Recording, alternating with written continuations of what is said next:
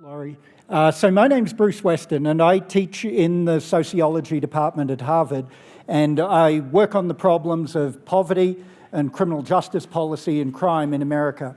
And my job over the next 3 or 4 minutes is to give you a very brief empirical introduction to the problem of mass incarceration in America. The term mass incarceration was coined by a sociologist, works at NYU, David Garland. And Garland said that mass incarceration really consists of two things. First, it's a rate of imprisonment that's markedly above the comparative and historical norm for societies of this type. And he's talking about liberal democratic societies. So a very unusually high rate of incarceration. But then he goes on to say, well, it's got this other component too. Incarceration at these very high rates is so socially concentrated that it ceases to be the incarceration of individuals, and we're now incarcerating whole groups of society. And for me as a sociologist, this was a really interesting question. At what point do we go from incarcerating the individual to incarcerating the group? And I'm going to show you some empirical markers of that idea. Now, we normally think of the scale of a penal system in a country with an incarceration rate. An incarceration rate tells us, well, what's the fraction of the population on any given day who are locked up, who are behind bars? And if we look at Western European countries, the incarceration rate on any given day is about 100 per 100,000. About 0.1% of the population is behind bars on any given day in Western Europe. And if we compare this to the United States, the incarceration rate is nearly an order of magnitude higher. And the US incarceration rate is 700 per 100,000 as compared to 100 per 100,000 in Western Europe. Are these differences due to differences in levels of crime? No. Crime in some categories is higher in the United States than in Western Europe, but in Western Europe, crime in some categories is higher than in the United States. So these differences can't be attributed to differences in crime. They're attributable to the policy choices we've made in how we've decided to respond to the problem of crime. Now, we can look at this another way as well. We can look at this historically, and we've got very good data that go back to the 1920s in the United States. And we have rates of imprisonment that go back to 1925. And if we look at the period from 1925 to the early 1970s, the incarceration rate in the United States was about 100 per 100,000, right where it is in Western Europe today. But the system began to change in the early 1970s. And the incarceration rate grew. And it grew every year for the next 35 years. And so we're now sitting at a historically novel plateau. We've only been in the place that we're in right now in terms of our criminal justice policy for about the last decade, in which we've got these really extraordinary rates of incarceration. The United States incarcerates at a rate higher than any other country in the world, including our nearest competitors, which include Russia and Rwanda. And we're 5% of the world's population, but nearly a quarter of the world's prison population. What does this mean in actual numbers? Well, the latest data tell us that by 2013, we've got about 1.6 million people in state or federal prison. That's people serving about 28 months at the median of time served for a felony offence in a state or federal prison. We've got another 700,000 people in local jails, and they're either serving short sentences or awaiting trial. That's not the entire correctional population, because there are a lot of people under supervision in the community. And so we've got 850,000 people who report in the community to a parole officer, and we've got another 3.9 million people on probation serving a suspended custodial sentence. You add it all up, and right now we've got about 7 million people in the United States that are under some sort of correctional supervision. It's entirely historically novel. That's only emerged in the last decade or so. Now, as striking as these figures are, that's not what's most important about incarceration in America. The most important thing about incarceration in America today is its unequal distribution of the population. Everything I've shown you up till now is a snapshot at a point in time.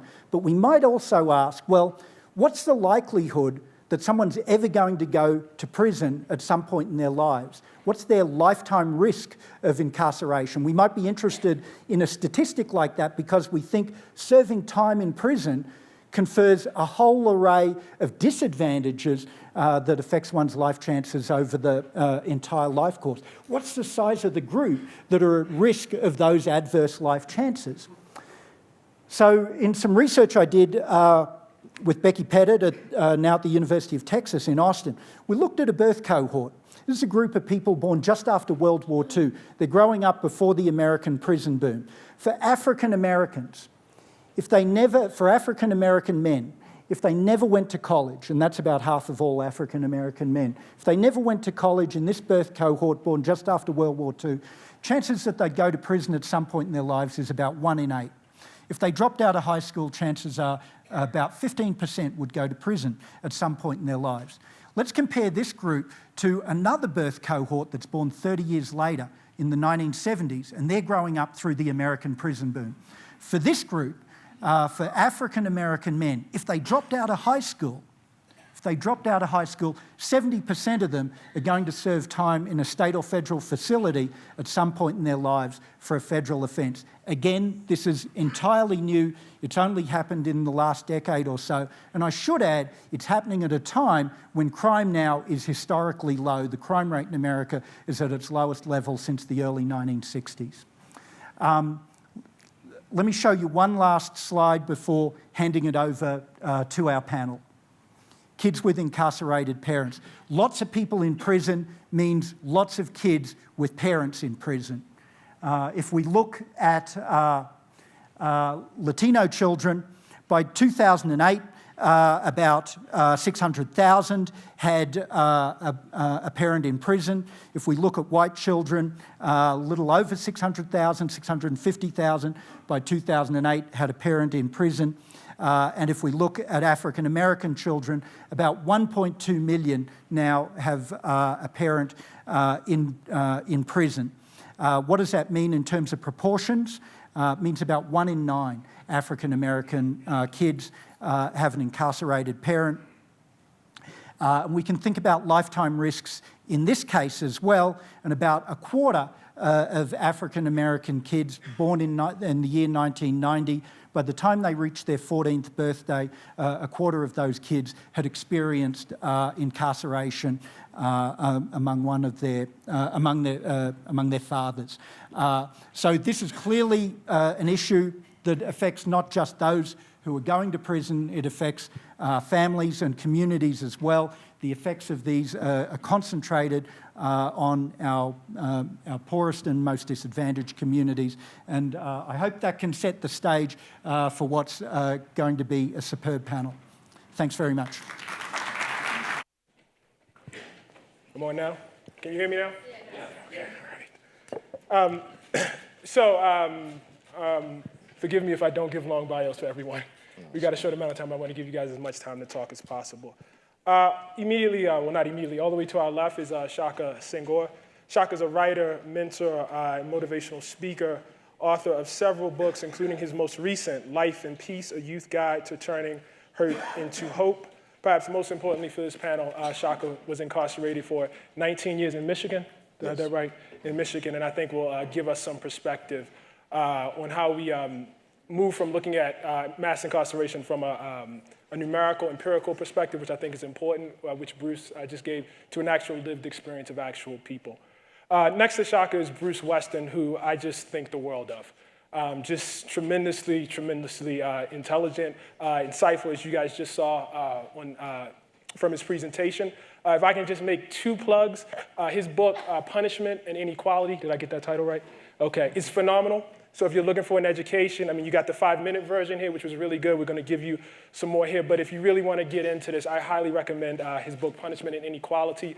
And Bruce recently headed up a group of researchers at the National Research Council, and they just put out a report entitled The Growth of Incarceration. It goes into a lot of the things Bruce just gave here, but in great, great detail. And I would really, really advise anybody who's serious about this issue and actually concerned about this issue to look at both of those documents. Next to Bruce is Jens Ludwig. Did I say your name right? Yeah, thank you. Okay. Jens is the McCormick Foundation Professor of Social Services, Law, and Public Policy in the School of Social Service Administration and the director of the University of Chicago's Crime Lab. His colleague was teasing me earlier today because he's not out here in Aspen. He's quite jealous of you. So, but Jens, we're very glad to have you here. Jens is, I think, will give us some political perspective on how we deal with these problems in terms of actually implementing solutions. So, I want to do two things. As I said before, I want us to break down this term mass incarceration a little bit more so we can start thinking about human beings. I think, when you get into the millions, which, necessitates, us understanding the problem, we can obscure that behind, each one of those numbers is an actual human being who actually has to go through the process. And then after we do that, I really want us to try to get some sense of what the problem is and how grand it is, and actually the probability of immediate solutions, what we can do, what possibly can happen, and in fact, what we cannot do. I want to have a discussion about both of those things.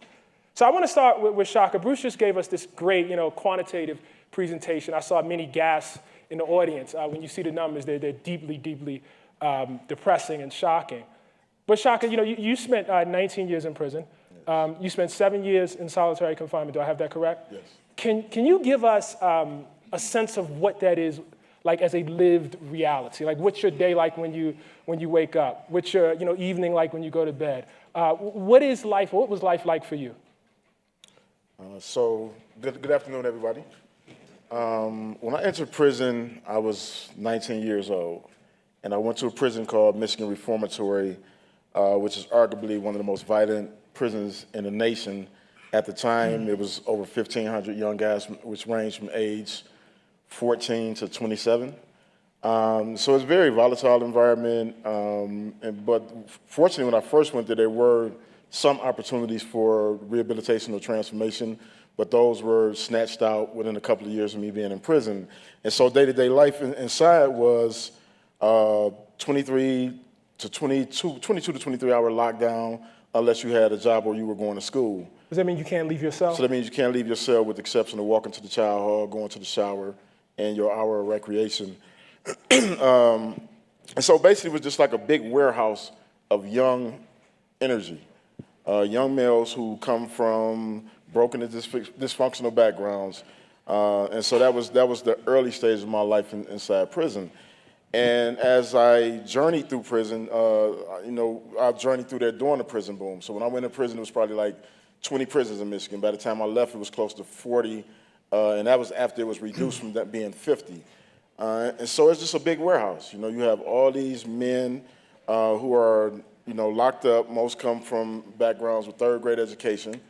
And they're basically just being housed in cells and given minimum outlets to express themselves in whatever fashion. Fortunately for me, I came in with a GED, so I was literate. And it then gave me the opportunity to actually learn and study.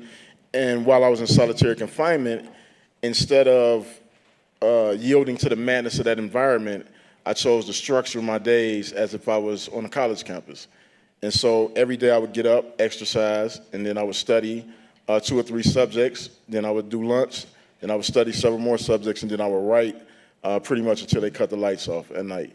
And solitary confinement is by far one of the most barbaric and inhumane aspects of our society. I call it America's greatest shame.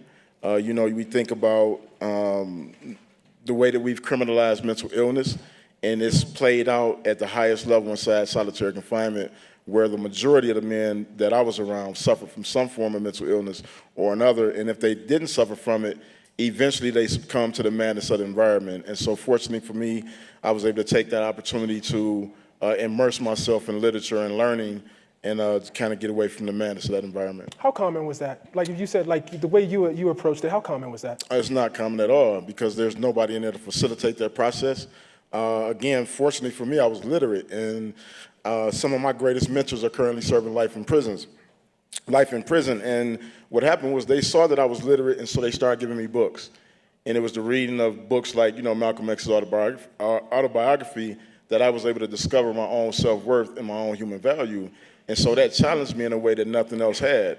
But as far as the system is concerned, there was nothing in place for me to learn and grow and prosper as a human being. And so I had to kind of do it on my own. And especially with dealing with the part about solitary confinement is that there is no resocialization even into the general population, let alone back to society. So you're forced to sit with whatever you suffer from or you're subjected to in that environment. And so, I think of it this way is that fortunately, I had the wherewithal to do the things that I did in order to transform my life.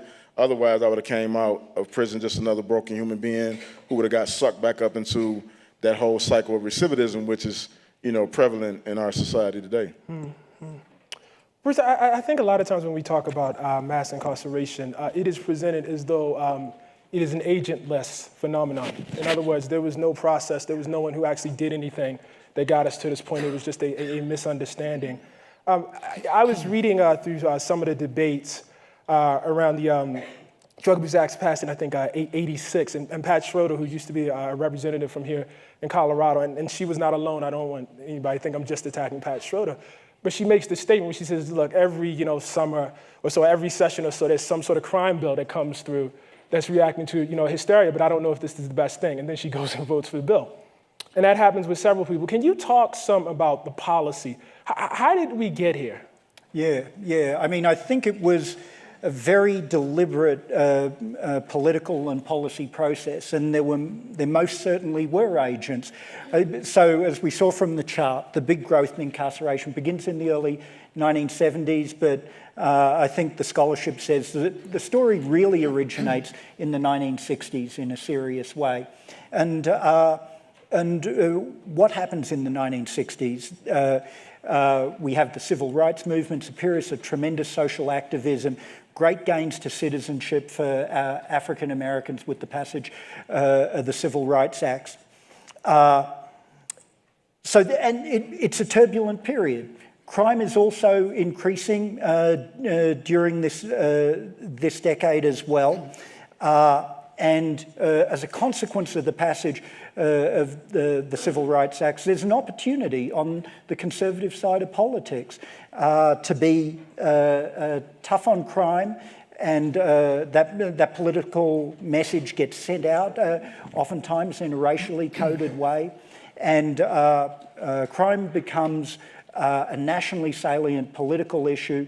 And tough on crime policy becomes the answer. And then progressively through the 1970s, 1980s, we see the passage of very tough sentencing, much longer sentences, a big expansion in punitive drug enforcement. And so people are serving time for incarceration now in the 1980s. That was historically new.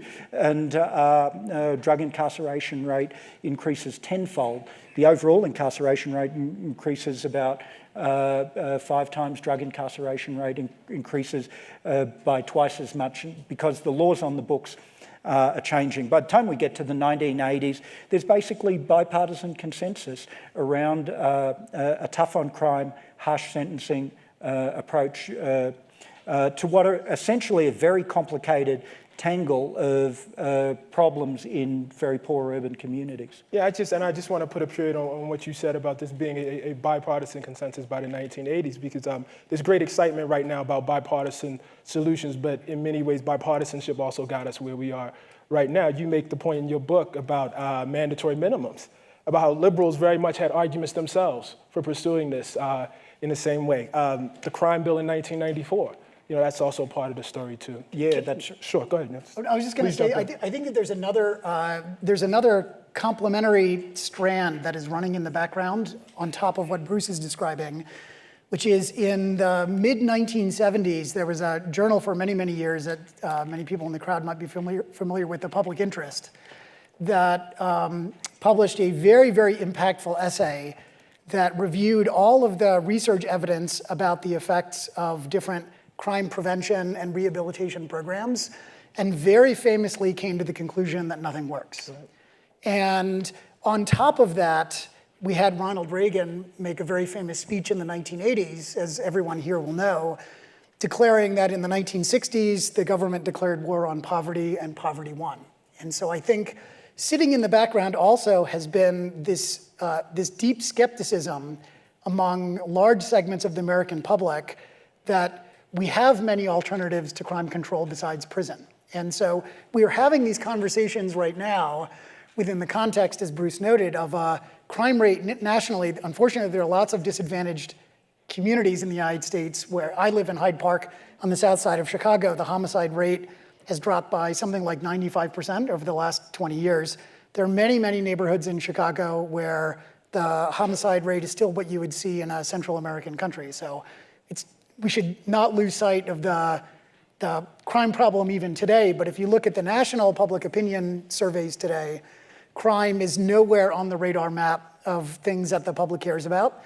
If you rewind the clock to look at 1990 or 91 and you look at the Gallup polls, crime was the #1 issue that the American public cares about. And so I think for everyone in this room who wants to see criminal justice system changes that actually persist over time, it will be very, very important if the public is in a mindset where prison is the only thing that we can do to control the crime problem. One day we will have something like another crack epidemic. And if the public is in the mindset that the choice is more crime or more prison, we are just going to step back on the prison pedal. And so I think that we also have to get people out of the mindset that that is the only thing that we can do to address this other problem that the public cares a lot about, at least sporadically. And when they care about it intensely. I'm gonna come back to that in just one second. Shaka, I wonder from an on-the-ground level, did you feel like going to prison made you or anyone you were around less likely to be a criminal when you were released? No, not at all. So prison is not a deterrent for crime at all, especially when you grew up in a neighborhood where the expectation is that at some point you will go to prison. And so... Can I just stop you? Sure. But why not? I mean, if I say I'm going to punish you harsher if you do X, why would that not be a deterrent? I mean, when you look at it, you're looking at hurt people who are already hurt and damaged and broken. And so further damaging them is the kind of expected outcomes. And just a great example of that is when I walked out of prison, I started mentoring immediately when I came home because I was a smart honor roll student who unfortunately fell through the cracks, as they say. And one of the most shocking things to me was that I walked into a school that was in worse condition than the prison I walked out of. And so the setup from very early on and the expectation from very early on in urban communities is that you will be systematically processed through this kind of unfortunate rites of passage. And so it's not a deterrent. For me, the deterrent for going back was really understanding my own value as a human being. And, it's dramatic. When I think about prison and I think about our system, the thing that's most troubling to me is that we feel like, or we think that punishment is the solution. Like to further hurt somebody who's already hurt and broken is the solution, that all of a sudden they're going to come out on the other side of that and say, hey, you know what, I think I can do it right. And it just doesn't work like that. And so fortunately, again, I had literature, and now I'm able to do some things in some pretty great spaces. And I think that can be our norm, that if we really understand that our responsibility is to determine what kind of men and women we want to return to society. Do we want people who are more volatile, more angry, more broken to return, or do we want men and women who come back with a sense of their humanity intact, who wants to be assets to the community, who wants to be fathers and mothers and workers, and we failed miserably in our ability to ensure that there's a platform for that to take place, and that's what I'm trying to change through my personal narrative. Bruce, what does... Thank you. Bruce, I think there's an empirical question here. One might, quickly glance at crime rates and, see that, they rise and, I guess fall a little, rise through the 70s, fall a little bit, into like the late 80s, rise again during the 90s, and then we get, into this historic dip. And also observe that we increased incarceration rates all through that time, and thus conclude that it worked. That in fact, this historic low that we're at right now is in fact the result of, us having this, historic, incarceration rate of 700 or so people per 100,000. I mean, we might observe other Western countries don't have the crime problem that we have. What does the evidence show for us on that? Yeah, I mean, if we just look at the 1990s, incarceration doubles and crime drops dramatically. If we just look at that period, it seems this is really compelling evidence for the effectiveness of increasing prison populations for reducing crime. But if we look at the whole experience of the prison boom, there's no consistent relationship between crime and incarceration over that period. It's really interesting if we look at the last 10 years or so, because we seem to have plateaued now at a very, very high incarceration rate, and that's partly the product of large reductions in incarceration in a few states, notably in California and New York, but a handful of others as well. In New York, the incarceration rate has now dropped about 20%, and crime has continued to fall, even though incarceration rates are falling. Incarceration has dropped really significantly in California as a result of federal court order because of prison overcrowding, and 40,000 people were released from the California system, and crime didn't go up. And so the relationship is complicated. The National Research Council concluded it's difficult to conclude anything with a great deal of certainty about the relationship between crime and incarceration. And I think we should be asking the question that Jens is raising, what might we do differently, largely because of the kinds of things that Shaka is talking about. I mean, who are we as a society if we're choosing to confine such large groups of people, and they all happen to come from the same communities? Right. Well, what are all the alternatives? But there is, there is something very weird about the mass incarceration trend towards longer and longer prison sentences that is so fundamentally at odds with the way that all human beings make decisions, right? So, like, we've had this gang war in a neighborhood south of Hyde Park called Terror Town that started when one kid stepped on another kid's sneaker and wouldn't apologize. Right? And so the policy solution for many, many years was, well, if a 10-year prison sentence is not going to deter the kid from turning that into a shooting, let's make that a 20-year prison sentence or a 30-year prison sentence. There is no 17-year-old kid on the planet who was thinking 10, 20, 30 years down the road. There is no 47-year-old on the planet who's thinking 10, 20 years down the future. And so I think one of the trends that we've been seeing that seems very encouraging, Mark Kleinman is here in the audience. He's been one of the people who's been pushing the criminal justice system to think much more in terms of milder sanctions that get delivered with higher certainty. So if the sentences are more mild, the system will be more willing to administer them and just taking better account of the psychology, recognizing that next week matters to people and 10 years or 20 years down the road doesn't. But I think there's also sort of an important class of problems here that we see over and over again on the south and west sides, where the Terror Town sneaker stepping on is a perfect example. People engaging in crime, not even thinking at all, basically. And I think the other thing that we've started to see in some of our work at the Crime Lab in partnership with the city of Chicago is that you can move the needle for at least some of these events, even some of these serious events, just by doing things as simple as getting kids to slow down and think about what they're doing in these high-stakes situations. And so we're starting to see a few glimmers of hope that might suggest that this kind of 1970s conventional wisdom that nothing besides prison and longer prison sentences could work can actually make a difference. Okay, now's the time where we trouble the waters a little bit. And I want you guys to help me out, especially you two with the numbers here, but I believe to get to the 1970 level of incarceration, we basically have to decarcerate by about 80%. Do I have that about right? That sounds about right? Yeah. Okay.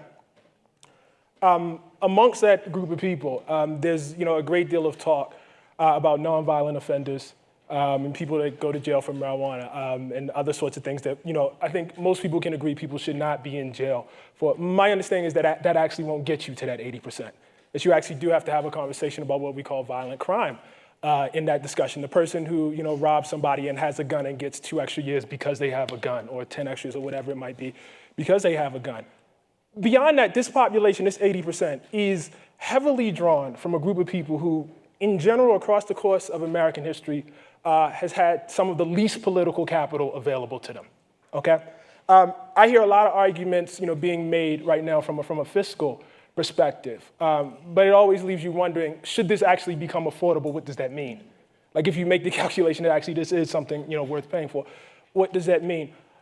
Even if we get back to 1970s level, and Bruce, me and you, we've talked about this privately. Even if you get back to 1970s level, the historical research shows that in terms of a ratio, black to white ratio of who's incarcerated, you basically will have the same ratio. In other words, in 1970, we already had a problem. Black people were already incarcerated at a higher level than white people. And so it actually doesn't solve, it may reduce the scale, but it doesn't solve the problem of ratio. It's still an unequal system.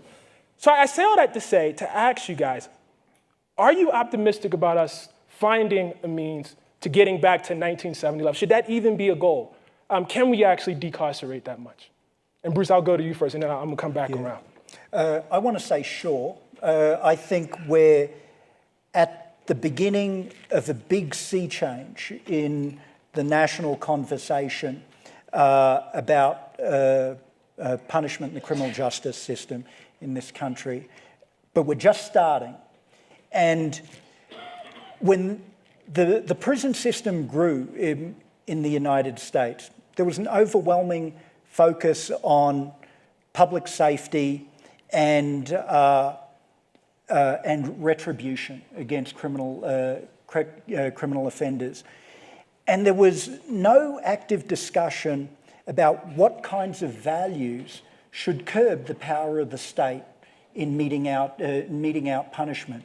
And I think we're on the brink of that discussion right now, a discussion about justice and about racial justice in American society, and it's been precipitated by events like Ferguson and Baltimore and Staten Island. And it's this kind of conversation about what sort of values we want our criminal justice system to embody as a system of justice. I think that's where we need to go in order to make this huge cut that you're describing. I feel we're just starting to have that conversation. Something Shaka said that was just totally impressive to me, that we're damaging people that are already broken, right? I think so much of our criminal justice talk divides the world into two categories, offenders and victims. But in reality, they're not two different groups of people. We've been conducting interviews in Boston, and everyone we're talking to coming out of state prison has long histories of exposure to trauma and chaos and violence in childhood that are off the charts compared to national population levels. And so it's not realistic to live in a moral universe in which the world is in black and white. And I think we need to have a serious policy conversation that comes to grips sort of morally and ethically with a tremendously complicated world in which every offender has a long history of victimization in their own biography. Shaka, you've gone from someone who was incarcerated to now going out into the world and talking to folks about this. Do you feel optimistic? I'm very optimistic. Being able to work, we just recently had a bipartisan summit in D.C.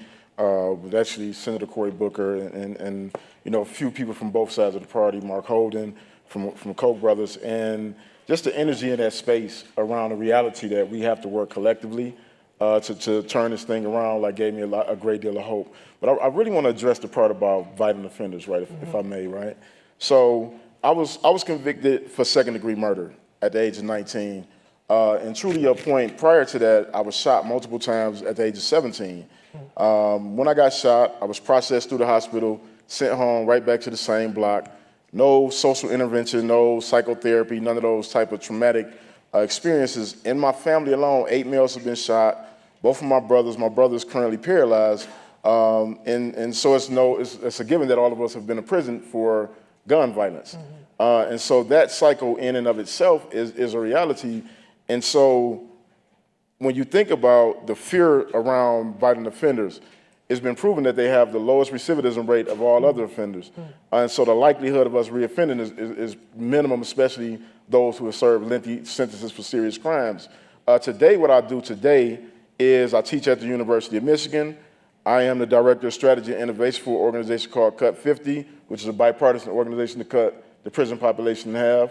I have a fellowship at Kellogg, a fellowship at MIT Media Lab, and I am the National Outreach Representative for an organization called Be Me Communities. And so I share all that because I think it's important that, first of all, I'm not an anomaly. I know many men and women who have come home and who have successfully made the transition back to being contributing members of society who have violent crimes in their background. But they were fortunate enough to, for whatever process they went through to transform their lives, to turn it around and add real value to our community. And then the other reality is 90% of the men and women who are convicted of violent crimes will return to our community, and we still have to factor in the choice of who do you want to return to your community. And so those are things that that the data doesn't necessarily speak to, is that reality.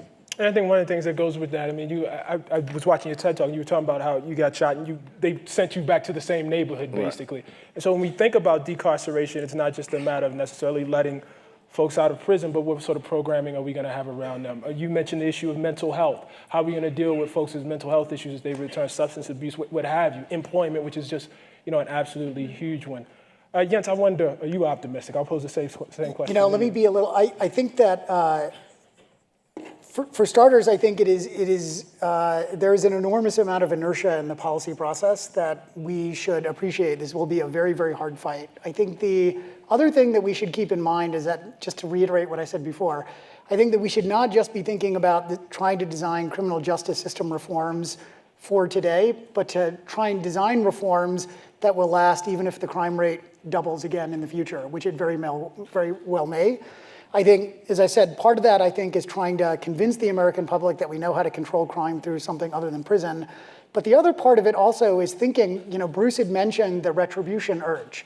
That is an urge that is out among the American public. And I think that we need to think more about things that will make people feel like there is some kind of moral sanction to criminal behavior, but that falls short of incarceration. Because absent something like that in our policy toolkit, when crime rates start to go up again in the future, the entire structure of criminal justice system reform then I think is vulnerable to being swamped by that sort of public concern.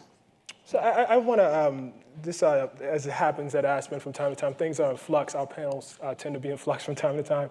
This panel, which I think has been excellent, was in flux a little bit. But we do have some folks in the audience, or one particular person in the audience, who I just would like to close this out and give us the last word on this. Jennifer Eberhardt, who is a social psychologist at Harvard and also a winner of the MacArthur Genius Grant, will give us a genius conclusion to our panel. No pressure. No pressure at all. Oh, sorry about that. I wish it should happen. Sorry. I actually had another question, actually. Okay. I'm sorry. I was trying to help Bruce out here, man. I wish Jennifer was at Harvard. I wish you were at Stanford.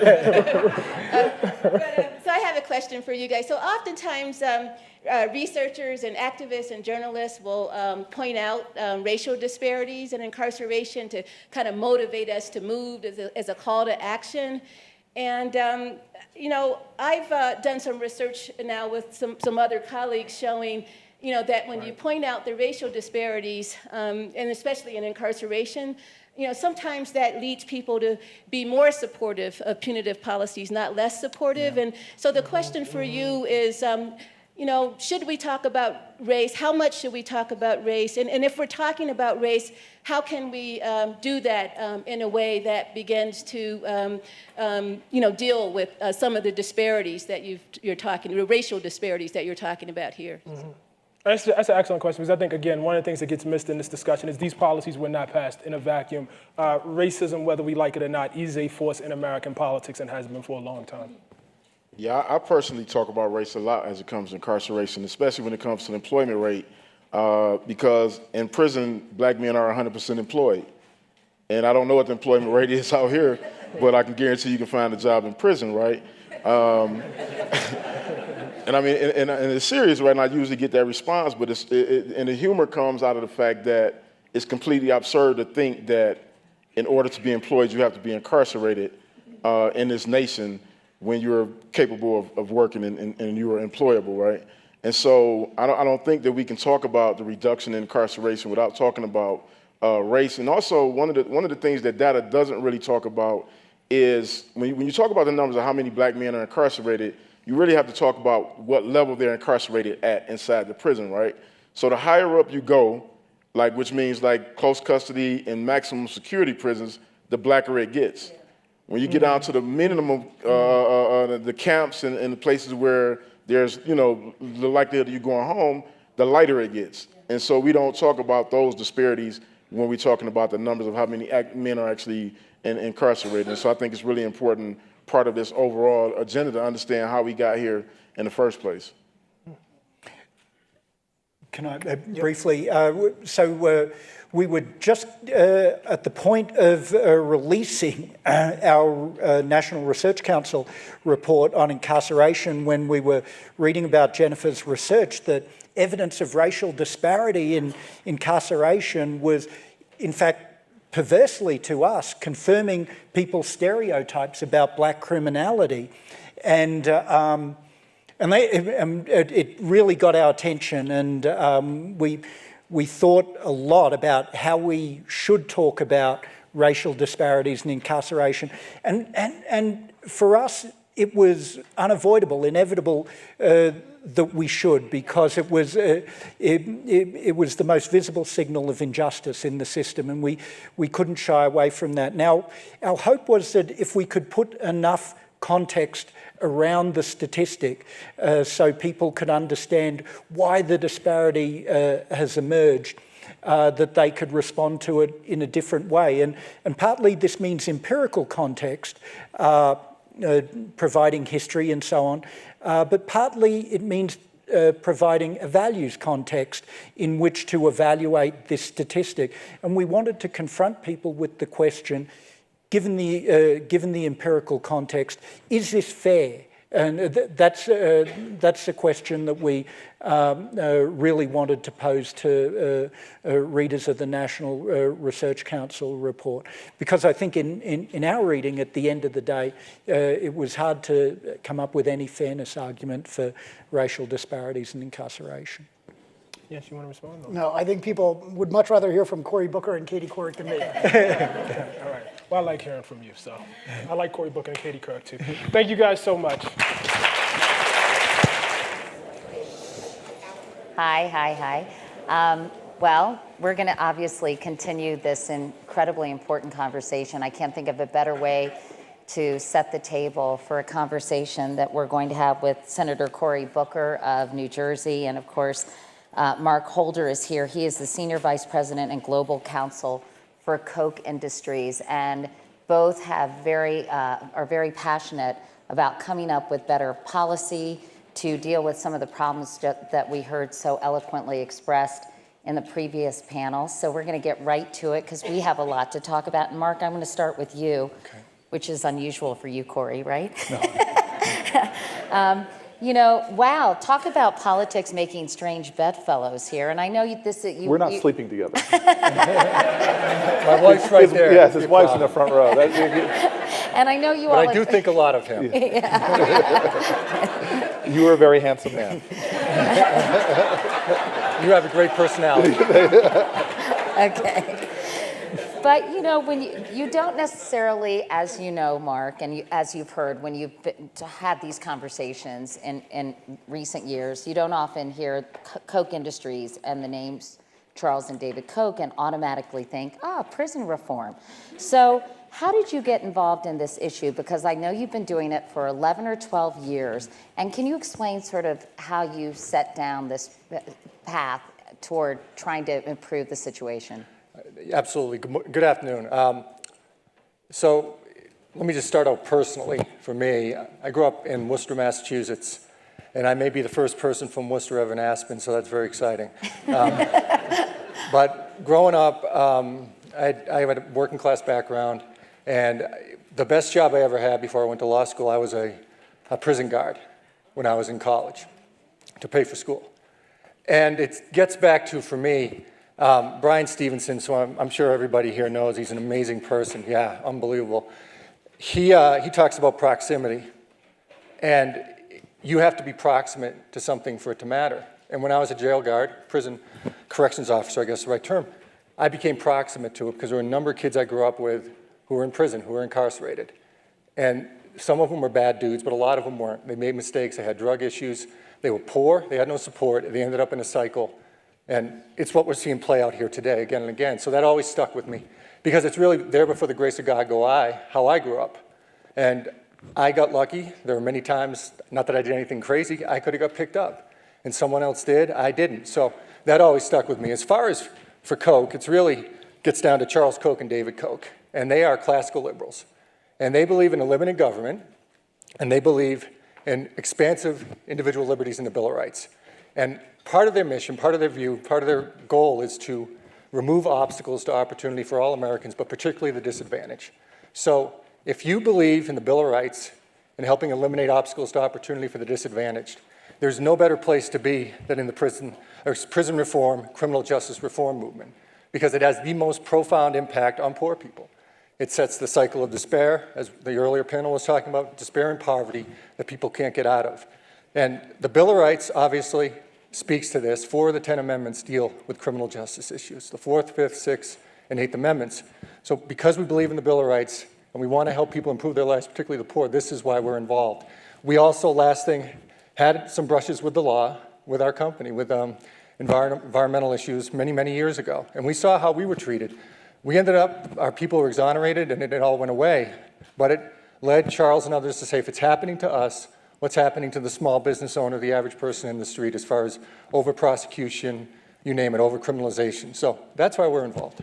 It's interesting, Cory, isn't it, that this is not falling under traditional liberal and conservative lines. You obviously have teamed up with Rand Paul to put the REDEEM Act forward. And we're going to talk about sort of all the different components of that act in a moment. But first, let's talk about you and your personal experience. I mean, you've been living with this issue your entire life as a black man in America. You wrote about it at Stanford. You wrote, I'm 6'3" and black, do I scare you?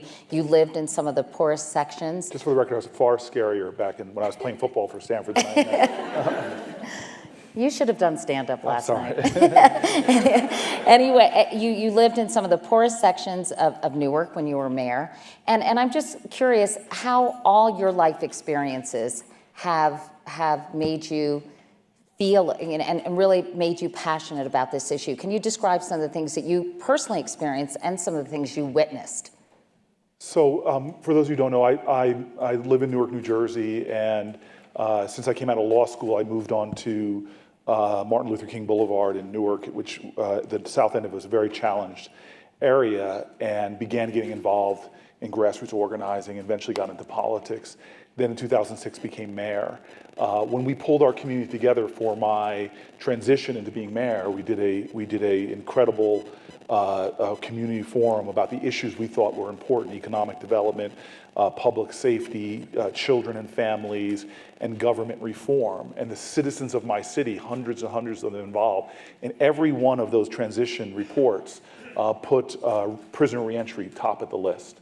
Because in urban America, it so penetrates to the core of people's understanding that the criminal justice system is massively broken, and the sharp, jagged edges of it are stabbing into our community, wounding it on a continuous basis. In 1998, when I first was elected city council, it's the youngest person ever elected in my city's municipal history, and I was a lawyer, so I said, let me hold an expungement clinic on then New Jersey's ridiculously narrow expungement laws. And I'll never forget, it was a small room. We didn't do that much advertising, but it was packed full of African-American men, standing room only, lines out the door with this just hope that they could possibly get a job. And you would hear real testimonies from the men talking about the ABA has identified over 40,000 collateral consequences for people when they come out of prison that make it impossible for them to emerge out of this caste system. And so guys were telling awful stories about not being able to get a job, not being able to get a Pell Grant, not being able to get a business license, not being able to get a loan, not being able to get a driver's license because of the fines and fees. And so when I reflect on my 15, 20 years in Newark, New Jersey, one of the strongest issues in every aspect of my daily life, if I was to walk through Newark right now with anybody here, you guys would come up to me and say, I need a job, I've got a record, and would tell you real stories.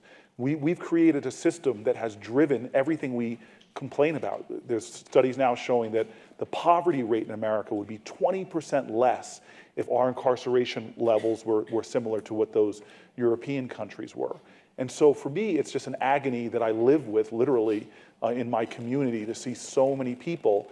And then the agony is even worse for me because when I compare the justice system, and again, I helped run a police department as a mayor, but I compare that to 20 miles away where I grew up, where in 1969, my parents got a white couple that opposes them to be the first black family to move in. And so I grew up in a predominantly white, affluent area, and the criminal justice system was radically different there. My young friends, my classmates and I did the same stupid stuff that kids in my community now do, experimenting with drugs, shoplifting. Senior cut day, a bunch of my friends couldn't get into the liquor store with their fake IDs, so they broke it open and stole cases of beers. But the margin for error in those communities was radically different than the zero margin for error in our communities. And there's been a lot of talk about prison reform, but please understand that our jails, which have 20 times the admissions than our prisons do, which suck up kids that put them for weeks, sometimes months, sometimes years, is causing so much more damage to our society than we actually realize. And so I live daily with this sense that when I came to the United States Senate, I came in an unusual way where Senator Lautenberg passed away, so it was a special election. So I went from being a mayor one day to then being a United States Senator, one day concerned about high rates of violence, poverty, these challenges, and then standing on the Senate floor, the urgency for me to deal with these issues, which are at the core of the unfinished business of our country, is great, and they're very personal. And I just want to say, besides being a very handsome man, Do you want me to leave? Should I leave you guys alone? Could you give us a Feel moment? like a third wheel. Could you give us a moment? You got that on tape, everybody. Yes, yeah. It's the first time that's been said. No, but this is a beautiful thing that's happening. And I think we sell Republicans short, we sell conservatives short, if we just think that they're involved in this issue because of the fiscal issues, which is outrageous. Our bridges, tunnels, roads are crumbling, but from the mid-90s to 2005 or 6, we were building a new prison in this country every 10 days. We were disinvesting in our infrastructure, but hell, we could build prisons like crazy. To say it's just a fiscal issue is wrong. To say it's just a limited government issue is wrong. There's something about, and I know this about Mark because I've had enough personal conversations with him, and Newt Gingrich and Grover Norquist, there's a deep unfairness to this system that I think compels Americans, regardless if you're Republican or Democratic sense. There's a profound unfairness, I think, that's motivating strange coalitions that have emerged that are just incredibly encouraging to me on both sides of the political aisle. Let's talk about reform, because I think that people are looking for solutions, obviously, and it does seem as if we have reached a tipping point, that this issue is getting out into the public consciousness in a way that it hasn't previously. And it seems like there are 3 inflection points where you can actually institute change. One is sort of the issue of excessive arrests and sort of the over-criminalization that I know that you're interested in, Mark. And then there's obviously the time spent in prison and what that experience is like, which we heard previously. And then there's the sort of re-entry process. And those seem to be the 3 areas where you both have focused your efforts on. So let's unpack those, if you will, and talk about the excessive arrests. So what can be done about that? And you can maybe also, Mark, you can talk about that, and you can also, Cory, maybe explain how the REDEEM Act is addressing that. So let me just start. At Coke, we favor comprehensive criminal justice reform. The system is broken in many ways, and if you fix one part of it and not the others, it will remain broken. That last panel did a great discussion about what we need to fix, and we need to look 20 years down the road. But the arrests are driven by the laws in place, right? So the first step needs to be you address the legislation, and we need to make a decision as a society. What are we deciding is criminal? What type of conduct should be criminalized? Personal behavior should, for example, I live in Kansas, and marijuana possession is a felony, as it is at the federal level still. But you drive out here, it's not, it's legal. When I talk to law enforcement, when I talk to legislators, when I talk to staff, whoever it is, they all agree, yeah, no, that's crazy, it's stupid, and we never enforce it, but they do. But why are we doing that? We need to look at the laws that we have on the books. Why are they in place? And from our position, everything we do in the criminal justice system, first, we need to enhance public safety. Second, we need to honor and defend the Bill of Rights. And three, we need to treat everyone in the system, and this is important, as an individual with dignity and respect. And that means everybody, from the victims to the accused, to the convicted, the incarcerated, law enforcement and all their families, because we don't do that now. Everyone's treated one size fits all, and it's a two-tier system like we heard before. So we need to fix all of that, and what we need to do to stop the flow of arrests, quite frankly, change some of the laws and the policing practices around that. I mean, why are we enforcing drug laws when really it seems like that is not a top priority for us? Why aren't we letting our police officers focus on violent criminals? Why are we having them write tickets to people, that type of thing? Why are we having, in Long Island, loose cigarette taxes being collected by law enforcement? That doesn't make sense. It puts them at risk. We saw the tragic circumstances there with Mr. Gantner. It's not right. And I think that if we fix the first part of it with the laws and what we're trying to do and what the police's role should be, that'll be a good start. So that's the first point, the inflection point. We can go on from there. Well, we'll talk about the others in a moment. Let Cory weigh in. So I feel like the Justice Department, Cory, has really been focusing on this. Have they made any progress in terms of minimum mandatory stuff and and more uniform laws nationwide? So I mean, this is such a large issue, and there's so many ways to approach it. And so just even on something as simple as marijuana, I joined with Rand Paul and Kirsten Gillibrand and Senator Flake and some others to just say, we've got to stop this madness. We should respect state laws. The states have chosen to make medical marijuana legal. We shouldn't create mothers who have children with Gervais disease and desperately need that CBD, which doesn't even have the intoxicating elements of marijuana in it. We shouldn't criminalize those mothers, take their children away, or make them refugees to states like Colorado. So I just want to go to something he said because it's so important to me about where does this begin. And when I've been invited to speak on criminal justice panels, I just want to say before we even get to policing, when I sat with the head of the FBI, the special agent in charge, my first weeks as mayor, and he was going over to me Homeland Security issues, which by the way, build prisons, mandatory minimums, the Bureau of Prisons sucking up so much resources from our federal government. We don't have the resources we should be dealing with Homeland Security and some of the other things. But I remember what he said to me when I said to him after this depressing conversation about violence and guns and things. I said, how do we solve this problem? And the wisdom of this man, he just looked at me and crossed his arms, shook his head and said, we don't solve this problem. We're not going to do it. Law enforcement's not going to do it. As Thoreau said, we're just whacking at the branches of evil, but not the root. And so I just want to mention, just because this conversation, I would feel inauthentic if I didn't tell you that before you even get to policing law enforcement courts, if we don't start talking about the kind of trauma our children are facing in this country, if we don't start talking about mental health and how we're going to deal with those issues, if we don't start talking about sexual abuse of children, which is far more real in this country than folks realize, you go to prisons and you find out the backgrounds of the people we stick into prison, you'll realize that a lot of the issues that they're dealing with and the trauma. And the example I give all the time is after the Newtown shootings, I was so grateful that those children had so much counseling, so many people dealing with the mental health impact of them. But I couldn't help feeling, sitting in Newark, New Jersey, that the kids I know who've witnessed horrible shootings, who've seen people die on their streets, who've had parents, as Shaka was saying, who've been shot and riddled with bullets, are not having their trauma attended to at all. And hurt people do go on to hurt people. The second aspect of this idea of just policing and our policing practices in our country.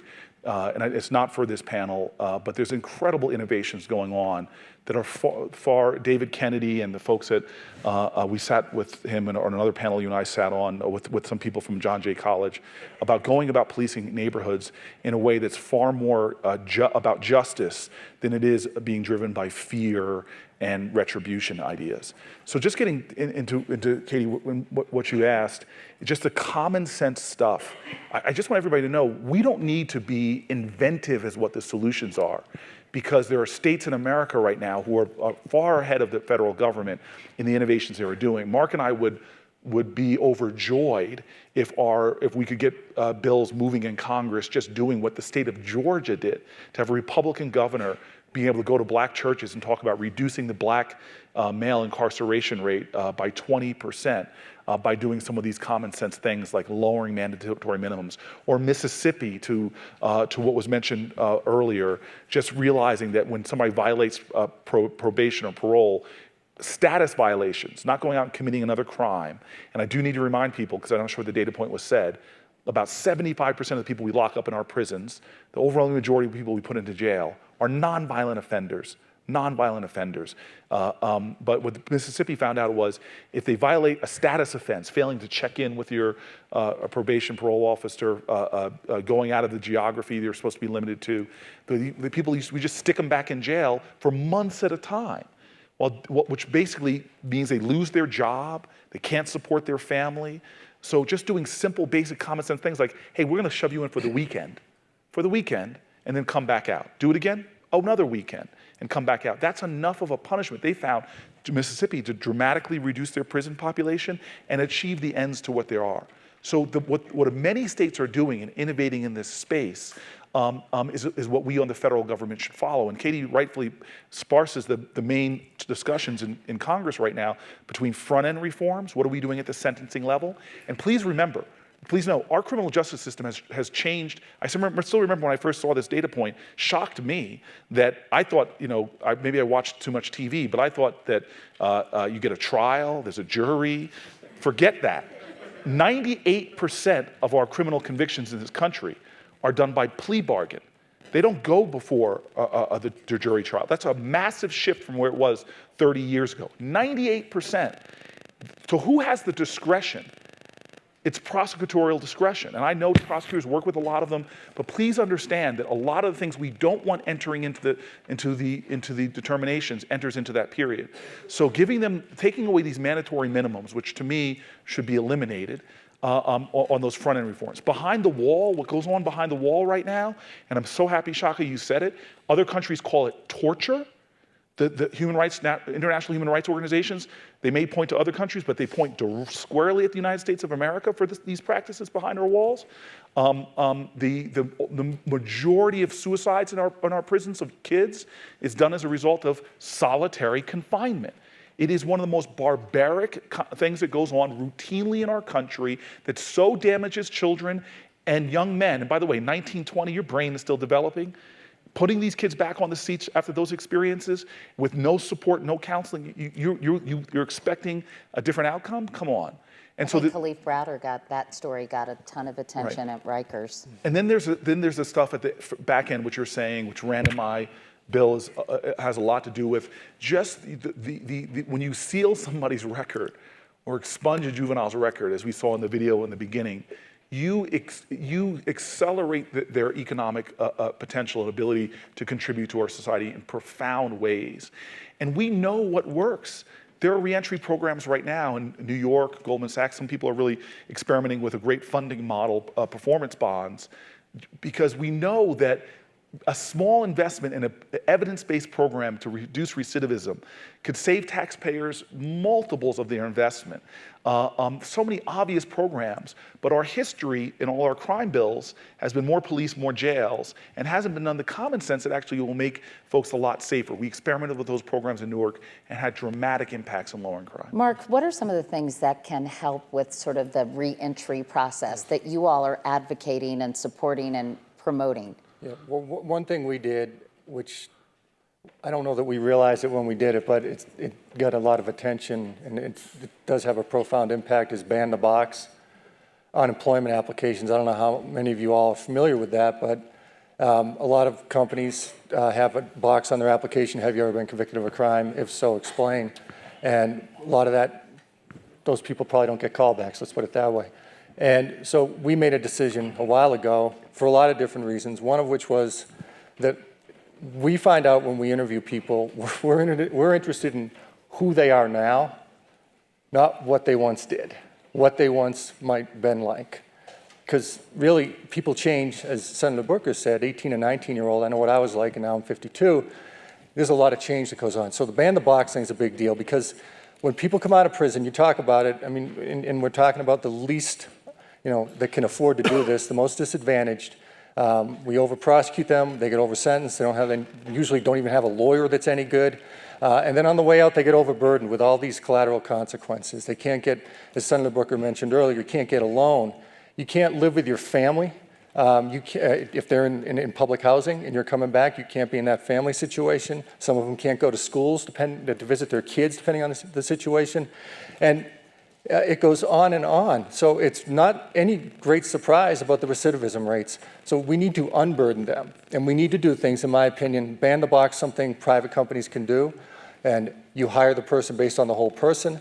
And then we need to alleviate some of these other burdens that we, the government, put on people on the way out across the board. And I think among those, Senator Booker and Senator Paul's with DMAC is a good start. I think there should be much wider expungement of records, criminal records, particularly nonviolent offenders, particularly youthful offenders, drug offenders.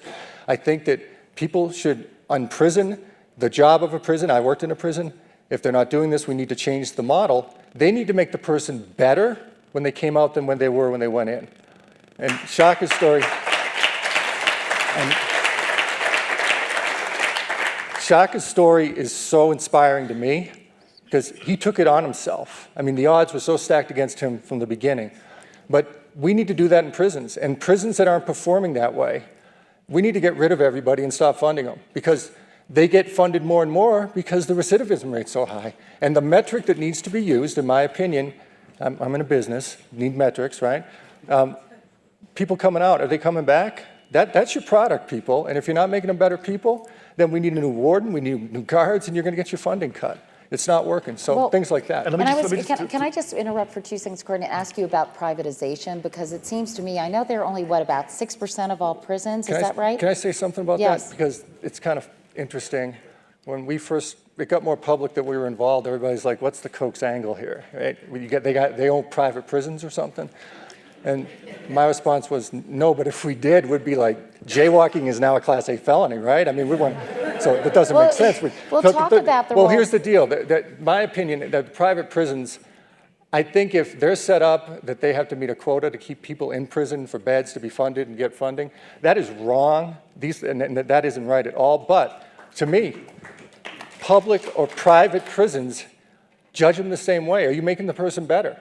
Are the programs better? We really, in Kansas where I live, we have a state prison near me. It's a big one, El Dorado. It's El Dorado everywhere else, but El Dorado in Kansas. I don't know why. It's Greenwich and Greenwich too. But anyway, it's a big prison, maximum security, and they have a really, really progressive reentry program. It starts 2 years before the individuals are ready to reenter society, and it's a holistic approach. Some of these people have been in solitary and segregation, and they start with its problem solving, its dispute resolution, it's to be a better father, husband, son, you name it.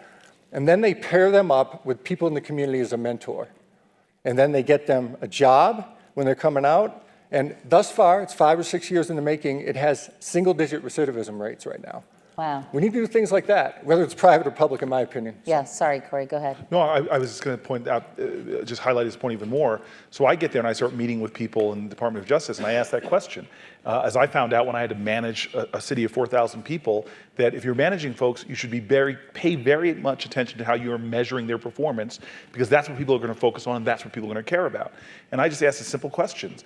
Are you measuring warden to warden in prisons about what their recidivism rates at their institutions are? And we're not measuring that whole scale. So if our society is about retribution and punishment, then we're doing a really good job at that.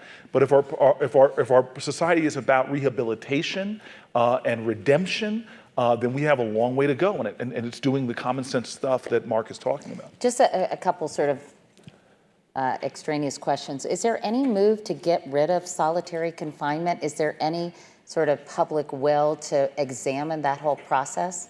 So my bill with Rand calls for the end of it for kids, except for very limited, very small periods of time. So juvenile solitary confinement, let's get rid of it.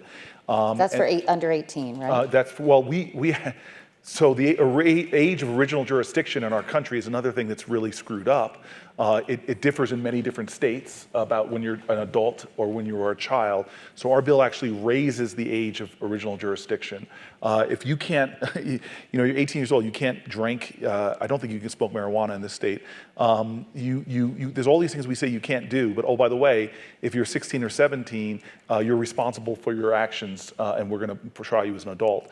So those things have to change in our country. Original jurisdiction should be raised. So yeah, for juvenile offenders, we say end the practice, and then I think we should be doing a push in this country to eliminate or significantly limit, is probably a better way of putting it, adult incarceration as well. Do you think there's a public will right, or political will right now? Because, it does seem it goes back to candidates not wanting to be perceived as soft on crime. So I think we heard in our previous panel that there was that period of time, a couple of decades ago, where people were extremely skeptical there was any solution to crime other than prisons. So it was crime or prisons. So let's talk about sort of the political atmosphere now. Do you think it's ripe for some kind of change in policy? And especially with an election year, let me ask you, Mark, so would Charles Koch, for example, support a candidate who, how important an issue is this as we approach the 2016 presidential election? It's a huge issue. I'm not going to speak for Charles, but it is a huge issue to him. It's the main issue. It's that and ending corporate welfare, quite frankly, are his two main priorities. And this criminal justice reform is a big issue to us. We don't control what the candidates do, notwithstanding what some in the media and out there might think. Obviously, they're going to make their own decisions about what they think is important. But this is a big issue for us. Have you approached the candidates? Have you talked to them? Or do you know any who might be receptive to some of these policies? Well, if you look, I have not personally talked, well, I've talked to a couple, but it wasn't as part of it. It was before they declared to be candidates. I'm working on these issues. But if you look on the Republican side, actually, Rand Paul is better than anybody, in my opinion, in both parties on these issues, quite frankly. So, yeah, I see he's very receptive. It's a main point that he always drives and emphasizes. And so we support that with him. Ted Cruz is strong on these issues. And then, there's others who talk about it as well. It's hard to know. And the reality is, we're not doing this from a political perspective.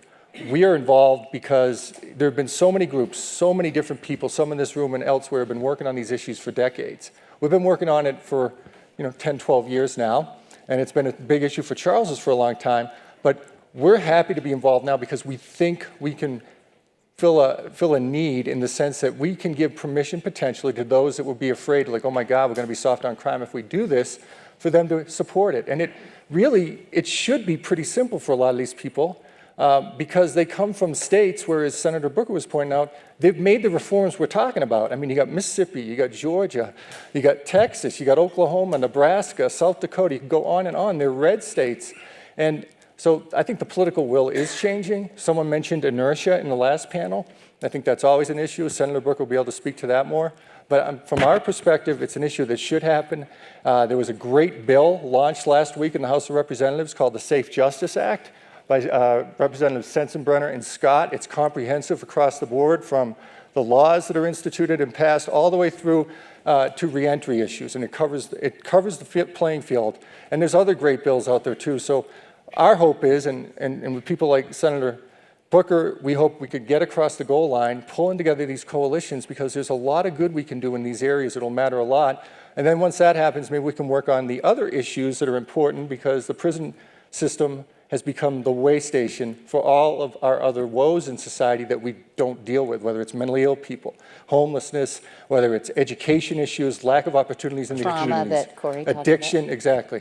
And you guys are funding a really amazing coalition, one of the funders of Center for American Progress, ACLU, you all... Ford Foundation, MacArthur Foundation, the Arnolds. It's called the Coalition for Public Safety. And yeah, Center for American Progress, we have ACLU, we have Americans So for you Tax and the Reform. ACLU are all in on this? Yeah, no, and we are all in. Yeah. No, this is huge. Yeah, I think people should know that. It's an amazing coalition that's formed. Yeah. And what is that consortium doing, this coalition? What is your goal? Trying to just get people like him to do something. We like... can't do everything. What we're doing is trying to just reach our various constituencies, our market segmentation, or whatever you want to call it, and meet with them and make them understand what a big issue this is for all of us and how important it is for the people in their communities. And we're having different, we're going to have another seminar or something with elected officials in a couple of weeks, but it's really just raising awareness, getting messages out there, meeting with different politicians, groups, trying to build the coalition bigger. So hopefully, and I hope this year, something will happen in Congress. Well, let's talk, that's a good next question, Cory. What's going on with the Redeem Act? And is this bill in the House? Safe Justice Act. Does that duplicate what you guys are trying to do? So I'm about a little over a year and a half in the Senate, and let me try to explain to you how this, I think the technical political science term is mishegas works. So the House and the Senate, there's both sort of crawling, creeping, scratching, pushing for bills on a lot of, that address different aspects of this. Depending on what passed, if they're sort of similar, they'll go into some kind of reconciliation, and then the president will sign it depending on if he believes it deserves his signature. To give a more global perspective, the president, one of the only meetings of its kind that I've seen in Washington in the almost 2 years I've been there, called together the president, the vice president, people from DOJ, called together about 15 senators and congresspeople of both parties to have this conversation about what can we get done and the urgencies that exist. And I left the White House sobered because of the challenges, but also encouraged by what was creeping along. The reason why Mark and the Koch brothers and Newt Gingrich is so important is because there is still not, in my opinion, enough grassroots pressure to move the kind of reforms that we know work and to really get them through Congress. And this is not Democrats, Republicans. There are people on both parties that will resist lowering mandatory minimums.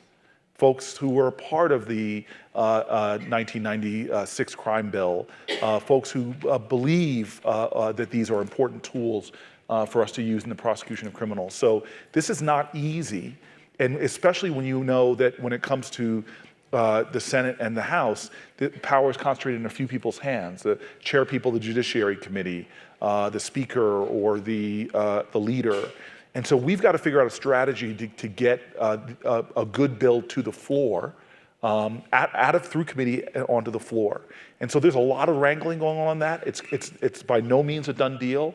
I'm so happy that from Hillary Clinton's first policy speech to Ted Cruz is a partner of mine on a bill to reduce mandatory minimums called the Smarter Sentencing Act. But the reason why I'm out here in Aspen is because there are a lot of thoughtful, influential people here, and I'm telling you, Congress is going to move painfully slow, just like they've done on past issues, from the civil rights movement to the suffrage movement, until this really becomes a major priority for Americans. It is a shame in our country, and we just need more people to be pushing Congress to do the right thing. And so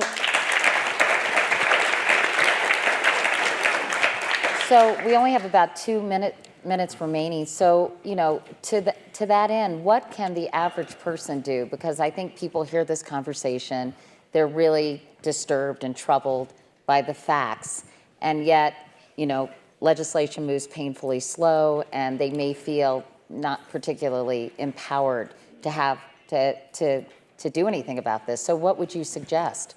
There's a lot of things. I think first, call your representatives in Washington, the congressmen, congresswomen, senators, let them know this is a priority for you. The people in this room, I think they'll listen to them. We got to make it a priority. That's one thing. I think second, a lot of this is local. Most everything is. And we need the federal government to fix the system that was set up in the 20 or 30 years ago, and then let the communities figure this out. And I think a lot of things have to happen in the communities. Between at local level, they can have make reforms. But I'm talking about just grassroots organizations, groups that help the disadvantaged. There's Youth Entrepreneurs of Kansas, which is a great organization in Kansas that teaches kids in public high schools skills and business, that type of thing, speaking skills. There's an organization that I must disclose, my wife is the president of the board. It's called Rise Up for Youth in Wichita, Kansas. It deals with at-risk youth in our public high schools. It's run by 2 ex-offenders who are amazing people. So things like that have to happen. Both make your elected officials know it matters. Try to reach out and help in your communities.